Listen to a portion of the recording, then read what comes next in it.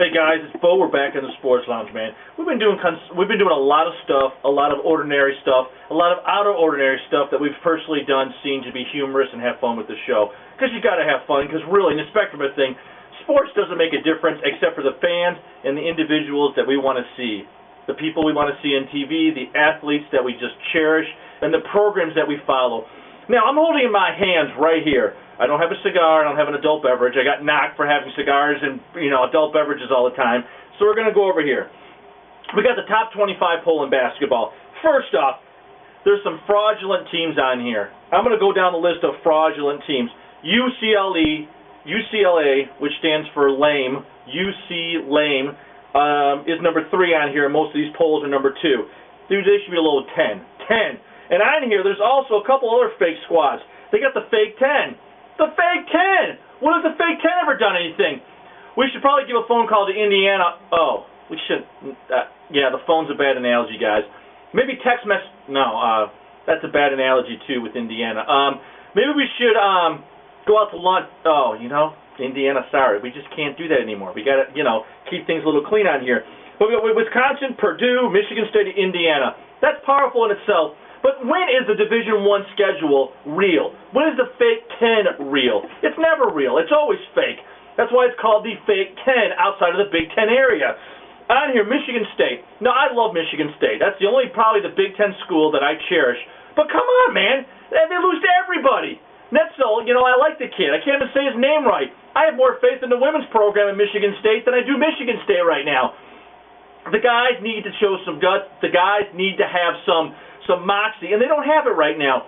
Facto, they don't have it. They need to find a way to get it. Michigan State should be in the top 20. This is how the top 20 should roll out. 21 should be Marquette. Then goes Michigan State, then Purdue, then Wisconsin. Of course, Indiana's pretty good this year, but Indiana, are they really good, or is the fact that maybe he made some telephone calls?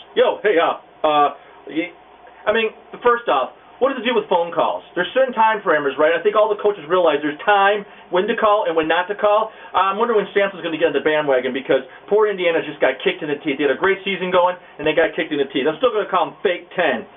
Okay, other frauds on here. You know what? I don't knock on North Carolina because I prefer North Carolina. North Carolina and Duke are the two powerhouses forever since Coach K took over and since North Carolina's been winning a championship or getting into the big dance.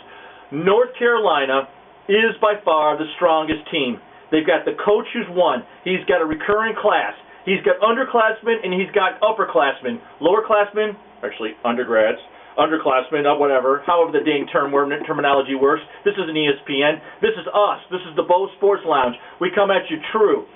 Dude, they've got underclassmen and they've got seniors this year coming up right now. This is their chance to shine. This is their time to cut a piece of history at North Carolina. And on here, Memphis, fraudulent. Come on, guys, fraud. Max, my pen. I'm supposed to cross these off so I keep track because you know how I change when I do these things. Okay. Now, the two squads that I think are going to be biggest thing in this tournament are going to be North Carolina and Duke. I know people aren't giving Duke much a chance, but it's Duke. Duke is Duke. Duke will always be Duke. So you've got to give love to Duke and what Coach K has. I don't know if he's going to go very far, but I'd say North Carolina. Put the money on North Carolina. And then Gonzaga. Gonzaga, how many times do they surprise players? They surprise teams. They could be an upset maker right in the wake right now when it comes out with these lines right here. But they got history on their side. Now, the one on here which I think is kind of cool, because I'm going to have to do some research on it, is the little tiny Davidson. Dude, we could throw a football through Davidson, and Davidson's on the list. Why? Because they play strong. All the programs there are strong. But you know what? They are so small you could throw a football through it. Then you got Clemson. We got four of the ACC. Guys, I don't care about anybody else. It's the horsemen. It's the fact of foot basketball. It is basketball season. Everybody else is fraudulent on this list. Texas, Xavier. Come on, Xavier. When have they been good? Georgetown. All right, I got to give some love to Georgetown. Kansas, they've had history on their side. Louisville, I love Kentucky, so I got to go with Louisville, man. I love the people in Kentucky. Good people out there. Love it. Louisville fans are phenomenal. I had a chance to go to a wedding at Louisville Stadium. Beautiful. The people there were wonderful. I got to give love. When people treat Bo nice and his family nice, he treats them nice on the show. So I got to give some love out. Clemens. You know what I got to say about Clemens? say no to drugs and play basketball and do something with it right there. But as far as the top 25 for the Associated Press coaches poll, I think they got it kind of right. They got North Carolina in the Associated Press, and they've got North Carolina across the board, except in the CBS, which CBS is, you know what it stands for? I can't go on air because I'm trying to keep this family here. But CBS, fraudulent. Totally freaking fraudulent in everything they have here. Absolutely. Totally fraudulent. So we'll take this piece of paper and just chuck it right there. Now, this is the Salt Lake Tribune. They got North Carolina, Memphis, UCLA, and Kansas. I got to go, you know what? UCLA, fraudulent.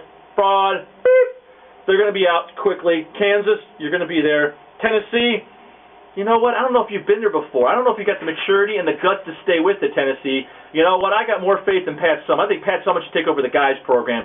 Pat Summitt, you know what? As far as a coach, you're one of the best. You're the best, according to the record. You are the best coach. And everybody else falls second, third, fourth, and fifth. When is a woman going to take over a program and dominate? Pat Summitt could have. Other coaches can. When it comes down to it, do the women want to put up with babies in the men's program? That's what I'm calling you guys out. Babies.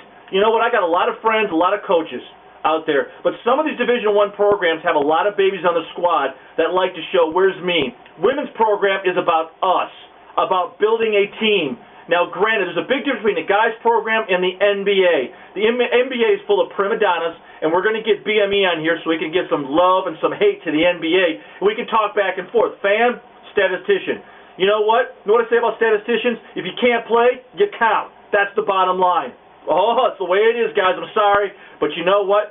I'm a fan. I don't care what the stats say. Roll with it. And that's what I say right now. When is there a woman going to come out and finally coach a team to a Final Four appearance and get a shot at it? Pat Summitt, there's a lot of good coaches out there that can do it. They've coached guys in high school. They know what it takes to do it. But you know what? Some of us guys are babies. I don't know if I would have been able to handle a woman coach when I was playing. But you never know. I wasn't very good, though. All right? Davidson's still on this list as 25. You know what? I think Davidson's going to sneak up and smack the heck out of somebody. But you know what? They're going to have to go against one of the four horsemen up there, the Final Four. So we'll see what happens with that. Now, we're going to go to something I love, is that the UFC. Tim Boots, baby. Love you, baby. We got the match. That wasn't the match. We got the match where Henderson, which, you know what? I like Henderson just because what he says. But, dude, come on, man. When is UFC going to schedule a real match? You know what? You got this big match coming in Montreal, you know? Fine. Big match, Montreal. Let's hope it's not a hype, but a fight.